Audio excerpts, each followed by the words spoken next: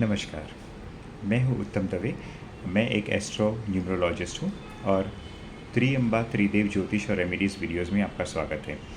आज का सवाल ये है कि अगर आपके पास फ़ी देने के पैसे हैं तो क्या आपको एस्ट्रोलॉजिस्ट से या फिर कोई भी ओकल्ट साइंस स्पेशलिस्ट से या फिर पाल्मिस्ट से या न्यूमरोलॉजिस्ट से फ्री सर्विस मांगनी चाहिए कि नहीं।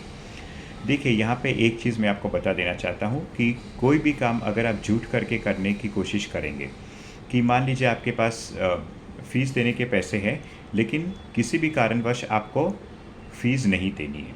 और नहीं देने के पीछे दो ही कारण हो सकते हैं। एक तो ये कि आपको एस्ट्रोलॉजर पे विश्वास नहीं है, और दूसरा ये है कि आपको मुफ्त में काम करवाना है।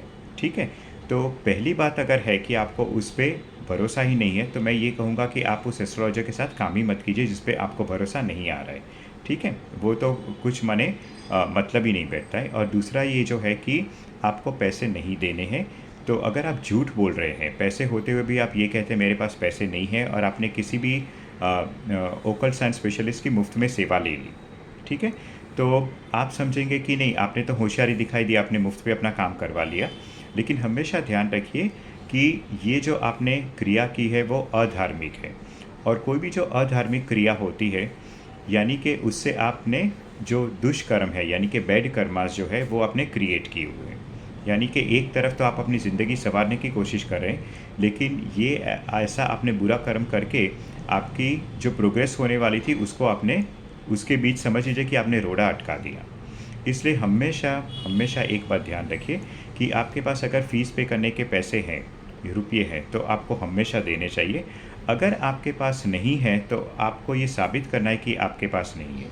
मैं हमेशा अपने पेशेंट्स को पेशेंट्स को नहीं, मैं हमेशा अपने क्लाइंट्स को कहता हूँ जो मुझसे फ्री सर्विस मांगते हैं, मैं हमेशा उनको कहता हूँ कि आप बिलो पॉवर्टी लाइन सर्टिफिकेट लेके आइए, मैं आपकी जो सारी कंसल्टेंसी है वो फ्री में करके दूँगा।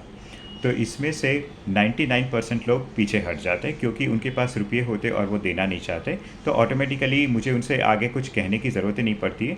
मुझे पता है कि वो फेक है, इसलिए वो लोग फिर मेरे पास आते ही नहीं, मुझे अप्रोच नहीं करते हैं। ठीक है, और ऐसा भी देखा गया है कि जब मैंने 2008-9 में कंसल्टेंसी शुरू की, तो उस वक्त मेरे पास एक क्लाइंट आया था, मैं नाम बताना नहीं चाहूँगा। उसने मुझे कहा कि सर मेरी हेल्प कर दीजिए, मेरे पास पैसे नहीं है। तो फिर मैंने उससे सारी कंसल्टेंसी 2-3 घंटा मैंने उनकी सारी प्रॉब्लम सुनी, उसका निवारण निकाला, उन्हें बताया, वो चीज़ उनको काम भी लगी।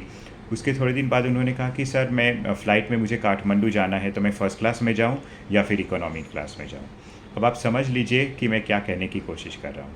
ठीक है, तो हमेशा ध्यान रखिए कि अ, कोई भी काम झूठ बोल के निकलवाने की कोशिश मत कीजिए।